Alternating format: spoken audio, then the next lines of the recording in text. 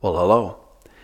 I've shown on video me doing the annual service on my K1600, and I thought I'd do the same here for the R1200RT. To get right into it, the first step is to perform the vehicle test with the BMW Motorrad diagnostic system. Now I have the GS911 Wi-Fi, so I'm going to use that one.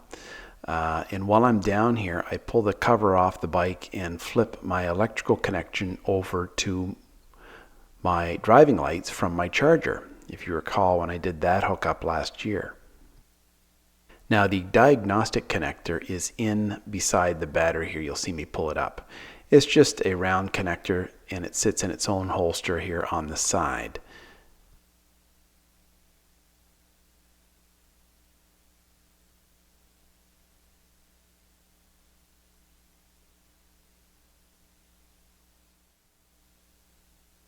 This is an excellent system. I have both the new 911 and the old yellow model for the older BMWs if I happen to work on them.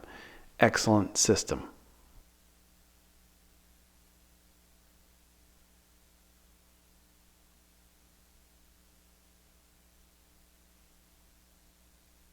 To use the system, once you plug it in, the lights will start flashing even though the bike is not turned on. I then in turn plug the other end of the USB connector into my laptop and then turn on the switch, the ignition switch of the motorcycle. I don't actually fire the bike up, I just need to turn the key on and then run my tests. Fortunately, I came back perfectly clear. The next step is to do an oil change. In order to do that, you need to warm the bike up before draining the oil. This allows the sump to drain quicker and more fully.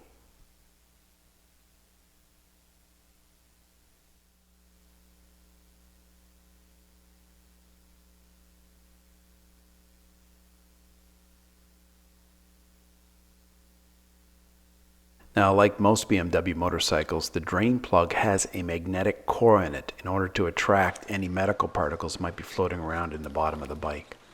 Also, it's important to change this aluminum crush washer for a new one. That crush washer is the seal for the plug.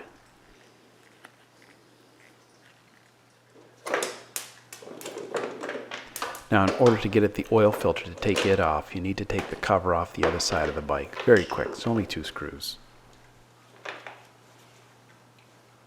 Now, as you can see, I don't have the special tool to remove the oil filter. I just have this generic plier type removal tool, and it works fine. Now, you'll also see that I've put a rag over the header in order to soak up the oil. A better option, in hindsight, would be to use tin foil like you see most of the folks on the internet doing. That's a much better option. It cleans up a lot easier.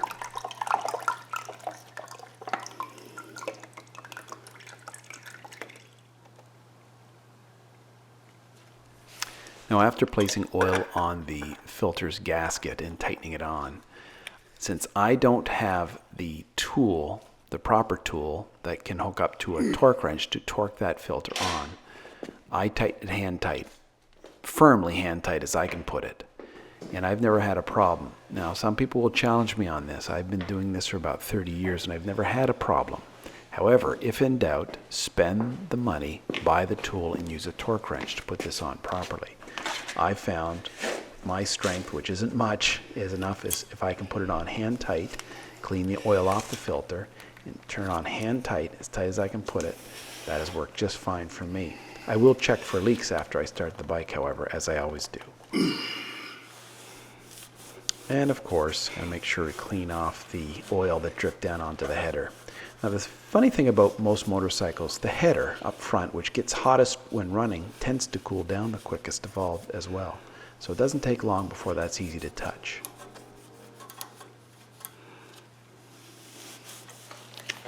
Now, where I do use a torque wrench as a rule is on the drain plug itself. This is one area where you want it to be tight enough not to leak, however, not so tight as to strip it, which would cause a major, major headache. So I have a good quality torque wrench here, electronic torque wrench, where I get it right on the money.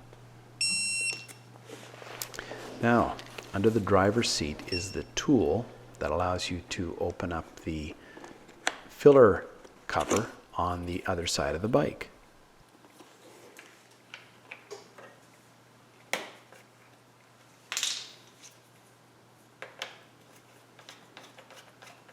And I also take a minute to clean around the area once I take the cap off. Get all the dirt with a clean piece of paper towel out of there. I put in 3 liters of oil, a little over 3 liters of oil, which shows full in the window. I run the bike, and then I top it up to the spec, which in this case took 3.6 liters. On the list is to check the hydraulic line. And same goes for the front and rear brake lines, from the pads all the way back to the controls. Just a visual inspection. Next up is the front brake pads. You can see them here in light gray. And also scheduled is to change the front brake fluid we'll start with. And to do that, I wrap the front of the bike in an old sheet that I clean after doing these every year. And then in closer to the reservoir, I wrap other clean rags. They don't look clean, but they actually just came out of the washer. I pull the cap off of the reservoir using a Torx screwdriver. And underneath the cap is a rubber, very, very soft rubber gasket. And putting that off to one side, I pull the rubber gasket out. This gasket is designed to fluctuate with the pressure inside. So if the volume of fluid goes down, it goes down with it. And a good rule of thumb is to suck out all of the fluid using a clean turkey baster, because you don't want anything dirty inside that reservoir.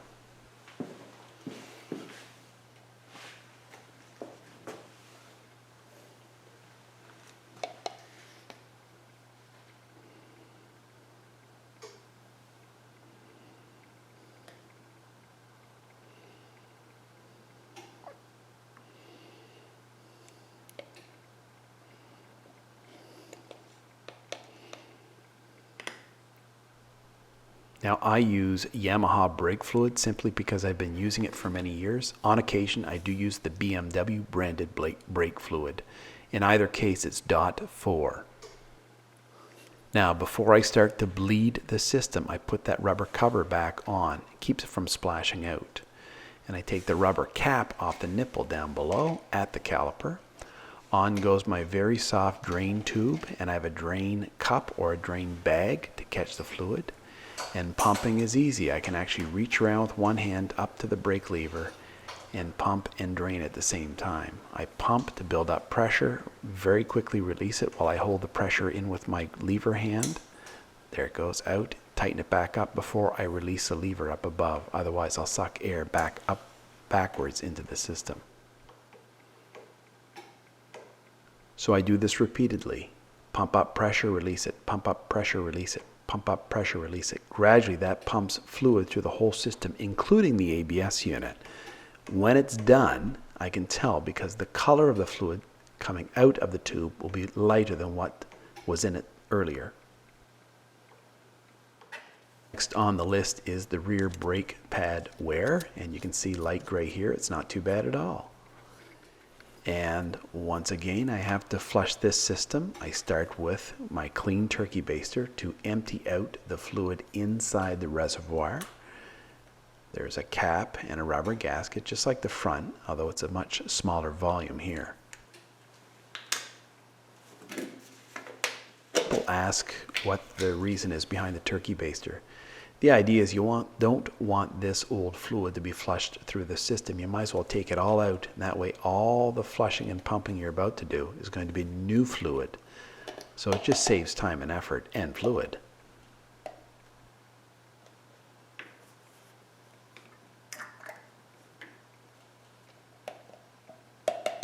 Now before I start the bleeding process, I fill the reservoir back up with new fresh fluid, and I get to work. Now, this will take several pumps and actually a few fills of the reservoir, so you have to keep an eye on it. So I typically will do 4 or 5 bleed where I'm bleeding off the pressure, pump, and bleed off the pressure. Then I'll run back and check the reservoir to see the level to make sure I don't run it dry, because if I run it dry, air goes into the system and I have to start all over again. Brake systems are very, very sensitive to dirt and contamination, so it's important to keep these areas clean, both the bleed nipple here and the reservoir area. Take the time to clean the dust and dirt from around these areas. Now, the rear brake system has significantly less fluid in it compared to the front brake system, since the front brake system runs two much larger calipers on two larger discs. However, it still takes a few moments. The challenge with the rear brake is that you have to reach over, if you're doing it by hand in one person like I am, with one hand while you loosen and tighten the bleed screw with the other. So now, once again, after the whole bleed process is done in the rear, I grab the cap, clean off the gasket. Very good with a clean piece of paper towel or a clean rag. Ideally paper towel, because it's less likely to leave lint behind. Clean it all off and dry it off and put the whole system back together.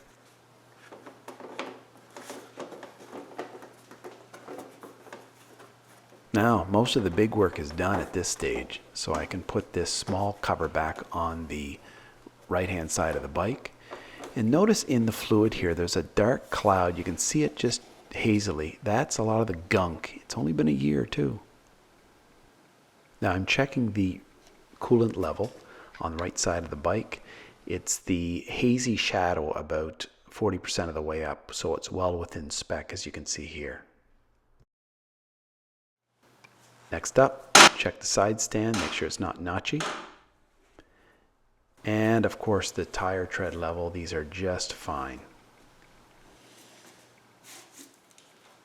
I check my air pressure in my tires very frequently. Even though there's an onboard computer that does it for me, I do like to double check manually. Next up is to check the lights and signaling equipment on the bike. This includes the brakes, front brake lever, rear brake lever, and left and right turn signals, along with the four-way flasher system on the bike, and the horn.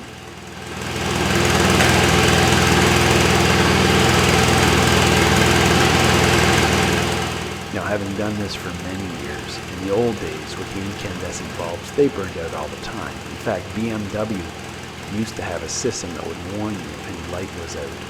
And I'm sure they still do, but with modern LED lights, that's not a frequent occurrence.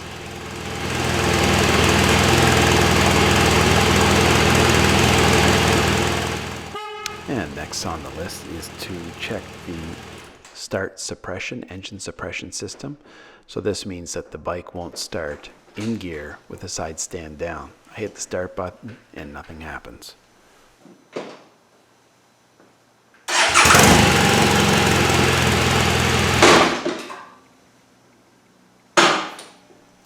Now, the final few things to do is to hook the bike back up to the computer and reset the service state, and also to check the battery state, the battery charge state, which comes up on the computer as well. And just because I'm a bit anal about this, I also write in the exact mileage and the service date in the on-board documentation, right in the owner's manual. That way, if anybody ever wants to question or buy this bike from me, at least I have a written record of what I've done to it. Anyway, until next time.